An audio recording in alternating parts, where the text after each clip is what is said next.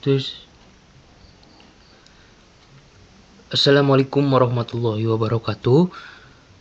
Kembali lagi dengan kelompok kami.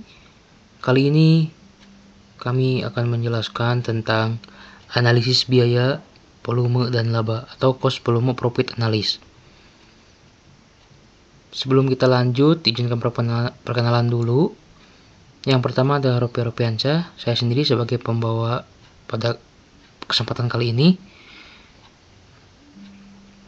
Yang kedua ada Ahmad Mulyadi, yang ketiga ada Dani Prestia, dan yang keempat ada Putri Puspitasari. Langsung saja kita lanjut. Jadi presentasi kali ini membahas tentang konsep dasar, manfaat, asumsi, komponen, serta penerapan dari analisis biaya, volume, laba dalam pengambilan keputusan bisnis.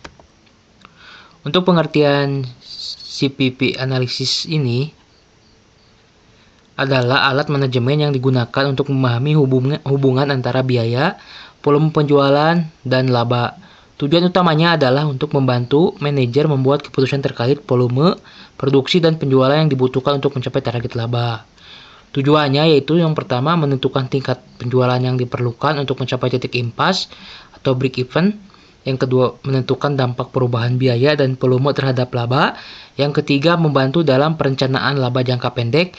Yang keempat, mendukung pengambilan keputusan seperti penetapan harga dan perencanaan produksi.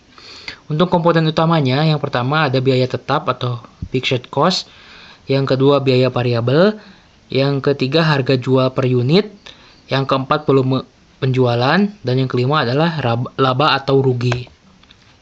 Asumsi dalam CPV analisis ini, yang pertama harga jual per unit konstan, yang kedua biaya per unit tetap dalam kisaran relevan, yang ketiga volume penjualan sama dengan volume produksi, yang keempat semua biaya dapat dipisahkan antara biaya tetap dan variabel, dan yang terakhir hanya satu jenis produk atau proporsi penjualan konstan.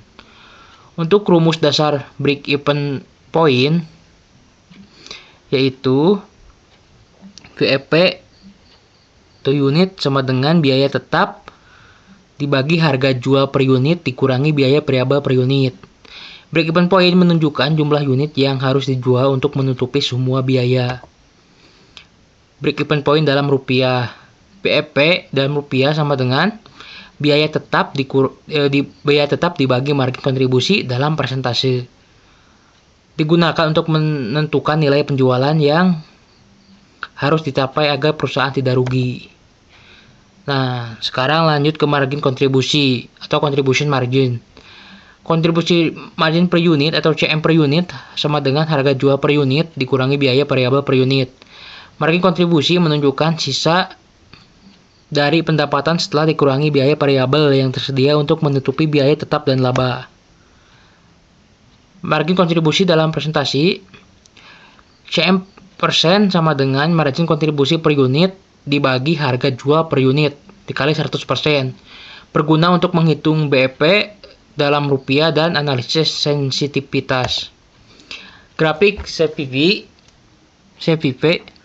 Grafik CPV ini menggambarkan hubungan antara total biaya, total pendapatan, dan volume penjualan. Titik di mana garis total pendapatan dan total biaya berpotongan adalah titik impas. Contoh soal 1 untuk BP unit, diketahui harga jualnya itu Rp20.000, untuk biaya variabelnya Rp12.000, dan untuk biaya tetapnya sama dengan Rp80 juta. Jadi kita hitung BEP unitnya sama dengan 80 juta dibagi 20.000 dikurangi 12.000, jadi sama dengan 10.000 unit. Kita lanjut ke soal 2 yaitu BEP rupiah dengan data sebelumnya sama. Jadi untuk kontribusi margin dalam persennya sama dengan 8.000 dibagi 20.000 sama dengan 40%. Jadi untuk BEP rupiahnya sama dengan 80 juta dibagi 0,4 karena dari 40% itu jadi sama dengan 200 juta rupiah. Target laba atau target profit untuk unit untuk laba tertentu sama dengan biaya tetap ditambah laba yang diinginkan dibagi CM per unit. Untuk mengetahui jumlah unit yang harus dijual untuk mencapai laba tertentu, sekarang analisis sensitivitas digunakan untuk mengetahui bagaimana perubahan harga jual, biaya variabel, atau volume penjualan akan mempengaruhi laba, berguna untuk perencanaan skenario atau what if. Nah, keterbatasannya dari CPP analisis ini adalah yang pertama, tidak akurat jika asumsi tidak terpenuhi. Yang kedua, tidak mempertimbangkan perubahan biaya jangka panjang. Yang ketiga, tidak cocok untuk perusahaan dengan produk beragam. Dan yang keempat, yang terakhir, tidak memperhitungkan risiko pasar.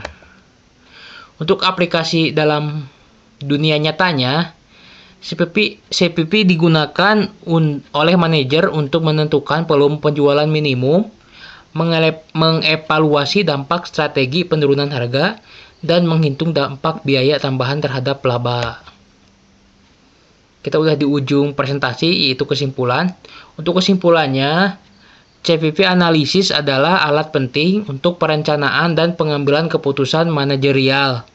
Meskipun memiliki keterbatasan, dengan pemahaman yang tepat, CPP dapat meningkatkan efektivitas perencanaan keuangan dan efektivitas perencanaan keuangan perusahaan. Mungkin itu penjelasan dari kelompok kami. Mohon maaf bila ada kesalahan dalam penuturan katanya. Wassalamualaikum warahmatullahi wabarakatuh.